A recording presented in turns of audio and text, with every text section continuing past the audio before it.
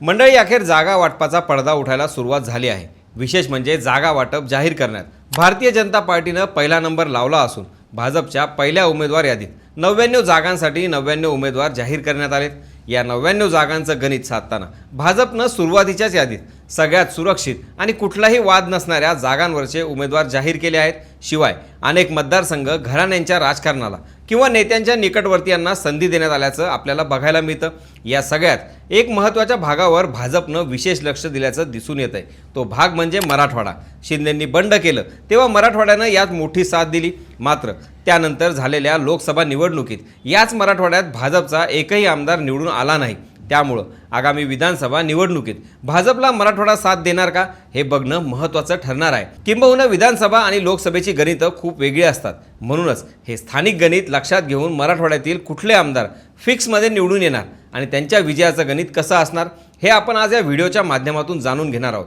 नमस्कार, मी स्वप्नील आणि आपण पाहतात त्याचं काय महाराष्ट्र। तर मंडळी, कुठलीही वेळ न दडवता आपण मराठवाड्यातील भाजपचे कुठले आमदार फिक्स मैदान मारणार हे जाणून घेऊयात। पण त्याचबरोबर पहिल्या यादीतील मराठवाड्याचं नेमकं गणित काय हेही समजून घेणार आहोत। तर भाजपच्या पहिल्या यादीतलं शुअर शॉट निवडून येणारं नाव म्हणजे औरंगाबाद म्हणजेच छत्रपती संभाजीनगर पूर्वचे आमदार अतुल सावे। खरं तर पूर्व मतदारसंघातील बदललेल्या राजकीय समीकरणामुळे यंदा अतुल सावे पडणार अशी शक्यता वर्तवली जात आहे। कारण छत्रपती संभाजीनगर पूर्व हा मतदारसंघ तसा हिंदू मुस्लिम मतदानाच्या समीकरणांचा आहे। मध्य मतदारसंघानंतर या मतदारसंघात MIMची ताकद मोठी आहे। तरीही 2014 पासून इथं अत्यंत कठीण परिस्थितीतही कमळ फुललं आहे। मात्र यंदा इम्तियाज जलील यांचं मोठं आव्हान सावे यांच्या समोर असण्याची शक्यता आहे। अशा परिस्थितीत सावेंना याचा फटका बसू शकतो असं चित्र असतानाच MIMचे नेते अब्दुल गफार कादरी यांनी MIMला सोडचिठ्ठी देत काँग्रेस पक्षात प्रवेश केला। त्यामुळं काँग्रेसमधून त्यांना उमेदवारी मिळणार असल्याचं जवळपास निश्चित आहे। गफ्फार कादरी यांचा हाच पक्षप्रवेश अतुल सावे यांच्यासाठी फायदेशीर ठरू शकतो। किंबहुना जलील आणि कादरी यांच्या मतांचे विभाजन झाले तर आतापर्यंत अवघड वाटणारी ही लढत सावेंच्या पथ्यास पडू शकते। यानंतर आपण बोलणार आहोत गंगापूर विधानसभा मतदारसंघाबद्दल। गंगापूर विधानसभा मतदारसंघात सध्या भाजपचे प्रशांत बंब हे विद्यमान आमदार आहेत। विकासाची गॅरंटी देत आणि गॅरंटीपूर्ण विकासाचा पॅटर्न जनतेला दाखवत ते सध्या मतदारसंघात प्रचार कार्य करत आहेत। तर दुसरीकडे त्यांचे विरोधक त्यांना पाडण्यासाठी विविध राजकीय डावपेच आखताना दिसून येत आहेत। पदवीधर मतदारसंघाचे आमदार सतीश चव्हाण यांनी प्रशांत बंब यांच्या विरोधात दंड थोपटले आहेत। त्यांनी तिकिटांसाठी अजित पवारांना सोडलं। त्यात गंगापूरची ही जागा उभाटा गटाला सुटणार होती। मात्र ऐनवेळी शरद पवारांची भाकरी फिरली आणि ही जागा शरद पवारांना सोडण्यात आली। त्यामुळं सतीश चव्हाण हे तुतारी हातात घेऊन प्रशांत बंब यांच्या विरोधात लढणार असल्याचं बोललं जात आहे। या मतदारसंघात जरांगे फॅक्टर खूप महत्त्वाचा ठरू शकतो। किंबहुना जरांगे यांचे या मतदारसंघातील दौरे हे प्रशांत बंब विरोधी प्रचारासाठी असल्याचं दिसून येतं। किंबहुना सतीश चव्हाण यांच्या मागेही ते मोठी ताकद उभी करू शकतात। मात्र बाकी मतदारसंघात जरांगे फॅक्टर कितीही चालला तरी गंगापूर मतदारसंघात याचा फायदा होणार नाही असं चित्र सध्या दिसून येत आहे। याचं एकमेव कारण म्हणजे महाराष्ट्रात चर्चेत असणारं विकासाचं गंगापूर मॉडेल आणि प्रशांत बंब यांनी या मतदारसंघात निर्माण केलेला त्यांचा तगडा जनसंपर्क। त्यामुळे गंगापूरवर महाराष्ट्रातील राजकीय उरतापालतीचा तेवढा परिणाम होणार नाही असंच दिसतंय। यानंतर नंबर लागतो तो भोकर विधानसभा मतदारसंघाचा। भोकर विधानसभा मतदारसंघात भाजपनं यंदा प्रथमच नव्या चेहऱ्याला संधी दिली आहे। अशोक चव्हाण यांची कन्या श्रीजया चव्हाण यांना या मतदारसंघातून आपल्या वडिलांच्या जागी उमेदवारी देण्यात आली आहे। खरं तर काँग्रेसचे दिग्गज नेते आणि महाराष्ट्राचे माजी मुख्यमंत्री अशोक चव्हाण यांनी काँग्रेसला सोडचिठ्ठी देत भाजपमध्ये प्रवेश केला। नांदेडच्या राजकारणात काँग्रेससाठी हा मोठा धक्का ठरला। कारण गेली कित्येक वर्ष चव्हाण घराण्यानं नांदेडमध्ये काँग्रेसची सत्ता अबाधित ठेवली आहे। मात्र आता याच मतदारसंघात अशोक चव्हाण यांच्या मदतीनं कमळ फुलू शकतं। याच मतदारसंघातून अशोक चव्हाण हे महाराष्ट्राचे मुख्यमंत्री झाले। त्यानंतर आता त्यांची मुलगी इथून नवी सुरुवात करत आहे। भोकर मतदारसंघात चव्हाण कुटुंबाचा कधीच पराभव झाला नाही। त्यात श्रीजया चव्हाण यांच्या मागे अर्थात भाजपची मोठी ताकद असणारच आहे। शिवाय अशोक चव्हाण यांच्या नावाचा त्यांना फायदाही होणार आहे हेही तितकंच खरं आहे। अशोक चव्हाण यांच्यामुळं इथं भाजपला भक्कम पाठबळ मिळालं तर काँग्रेसची चांगली पडझड झाली। त्यामुळं काँग्रेसकडं आज घडीला इथं मुरलेला चेहराच नाही। त्यात पहिलीच निवडणूक असल्यामुळं श्रीजया चव्हाण विजय मिळवणार असल्याचं बोललं जात आहे। यानंतर भोकरदन मतदारसंघात संतोष दानवे यांना तिसऱ्यांदा भाजपनं तिकीट दिलं आहे। परिणामी 2014 आणि 2019 या दोन्ही विधानसभा निवडणुकीत रावसाहेब यांचे चिरंजीव संतोष यांनी मोठ्या मताधिक्यानं विजय मिळवला। मात्र नुकत्याच झालेल्या लोकसभा निवडणुकीत या मतदारसंघातून काँग्रेसच्या कल्याण काळे यांना 862 मतांची निसटती आघाडी मिळाली।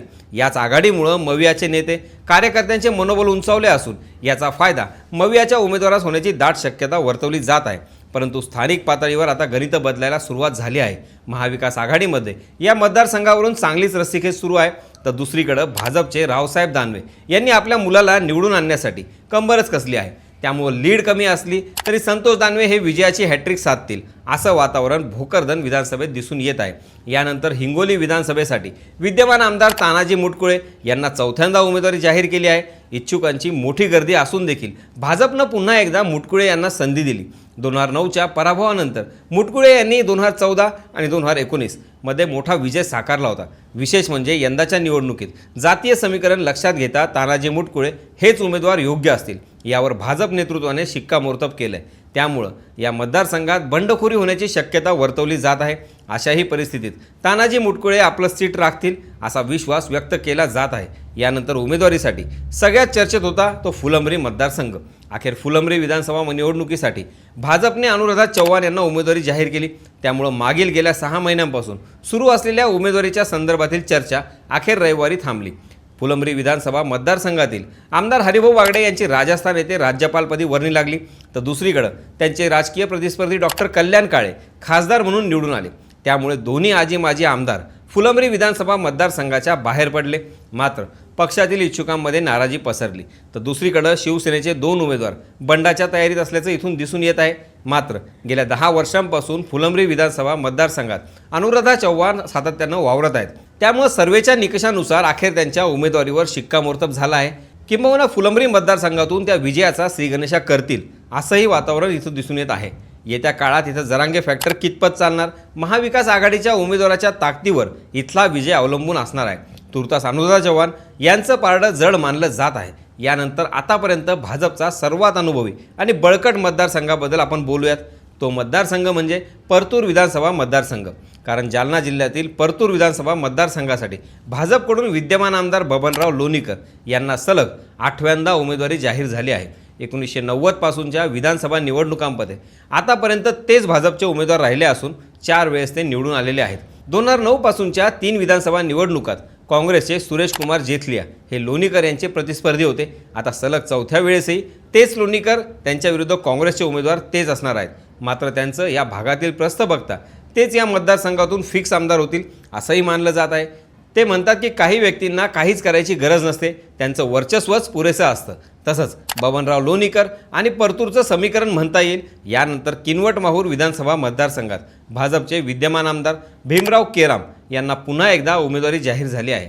या ठिकाणी मराठा, मुस्लिम, माळी, कुणबी समाजाच्या मतदारांची भूमिका देखील महत्त्वपूर्ण ठरणार आहे। महाविकास आघाडीकडून अद्याप उमेदवारी जाहीर झाली नसली तरी वंचित बहुजन आघाडीने ऐनवेळी आदिवासी समाजातील उमेदवार दिल्यानं मतदारसंघात तिरंगी लढतीचं चित्र निर्माण झालं आहे।